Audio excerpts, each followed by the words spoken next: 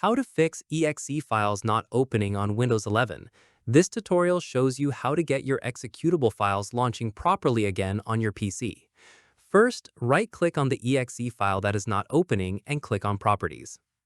From there, click on the Compatibility tab at the top of the Properties window. At this point, check the box that says Run this program as an administrator, then click on Apply and OK. From there, try double-clicking on the EXE file again to see if it opens now. After that, if it is still not opening, right-click on the EXE file once more and click on Open With. In the next step, select Choose another app, then scroll down and select File Explorer or Windows Explorer from the list. From there, check the box that says Always use this app to open .exe files, then click on OK. Once done, try opening the EXE file again to check if it launches correctly.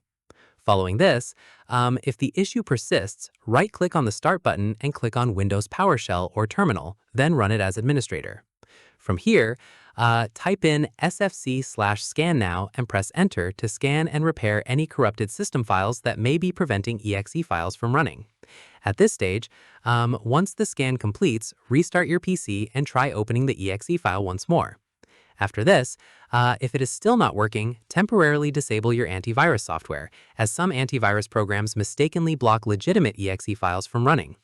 Keep in mind, if the EXE file was downloaded from an unfamiliar or untrusted source, Windows may be blocking it for safety reasons, so only proceed with the steps above if you trust the origin of that specific file. Finally, once successfully opened, confirm the program runs as expected without further issues. And that's it.